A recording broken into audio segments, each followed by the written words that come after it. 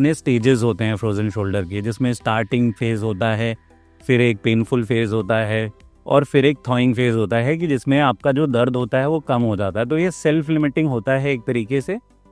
तो आपका दर्द जो है ये 2 साल के अराउंड पे ख़त्म हो जाता है। बट दर्द की वजह से जब वो अपना हाथ रोक के रखते हैं तो उस वजह से इसमें कमज़ोरी और पतलापन ये सब आने लग जाता है एंड फिर उसके बाद मूवमेंट करने में और ज़्यादा पेन होता है। तो कभी कभी हमको इसको इंजेक्शन देकर भी हम इसको सही करते हैं, दर्द जो होता है पेशेंट का कम करते हैं, या फिर ऑपरेशन थिएटर में लेकर थोड़ा सा मैनिपुलेट कर उसको सही करते हैं।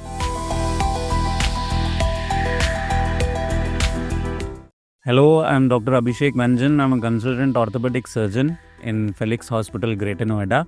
So friends, today I'll let you know about frozen shoulder. Frozen shoulder basically Jin patients को कंधे में दर्द excessive रहता है, ये ज़्यादातर कौन से patients को होता है, जो डायबिटिक रहते हैं, मिडिल एज 30 to 50, 60 years के अराउंड की एज वाले लोगों को, male as well as female, उनमें ज़्यादा देखने को मिलता है। उसमें भी फीमेल्स में ये चीज़ हमको ज़्यादा देखने को मिल रही है। ठीक है, अभी हमें इसको पता कैसे चलेगा कि हमें फ्रोज़न शोल्डर है। फ्रोज़न शोल्डर में सबसे ज़्यादा आपको स्टिफनेस होता है, शोल्डर का पेन होता है।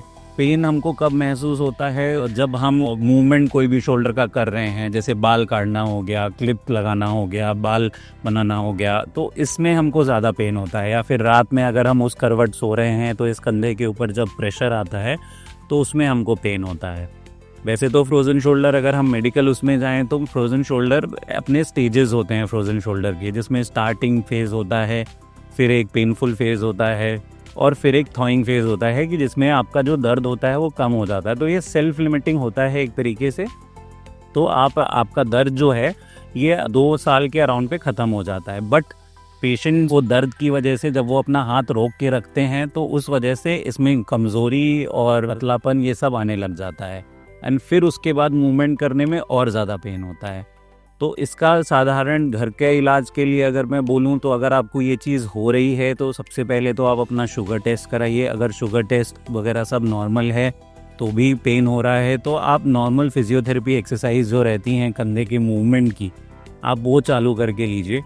नॉर्मल सप्लीमेंट आप इसको कर सकते हो नॉर्मल पेन किलर्स से, NSAID जो भी हम बोलते हैं मेडिकल भाषा में, वो वाली मेडिकेशंस आप ले सकते हो। एक्सपर्ट को दिखाना ज़्यादा बेटर रहेगा क्योंकि माइल्ड मॉडरेट सीवियर फॉर्म में ये हो सकता है। तो कभी कभी हमको इसको इंजेक्शन देकर भी हम इसको सही करते हैं, दर्द जो होता है पेशेंट का कम करते हैं, या फिर ऑपरेशन थिएटर में लेकर थोड़ा सा मैनिपुलेट कर उसको सही करते हैं। मैनिपुलेशन क्या रहता है, एक्सरसाइज का फ़ायदा इसमें क्या रहता है कि जब फ्रोज़न शोल्डर कुछ होता है जिसको मेडिकल भाषा में एडेसिव कैप्सुलाइटिस बोलते हैं, जो कैप्सूल होता है उसके अंदर फाइब्रोसिस हो जाती है, जो टिश्यू होता है वो मोटा हो जाता है। मोटे होने की वजह से क्या होता है कि उसकी जो इलास्टिसिटी है वो धीरे धीरे चली जाती है और फिर आपका मूवमेंट जो है वो रिस्ट्रिक्ट होने लग जाता है, पेन होता है कुछ भी करने में। एंड उसको वो चीज़ ना हो इसके लिए हम एक्सरसाइज सबसे ज़्यादा उसके लिए कारगर समझते हैं।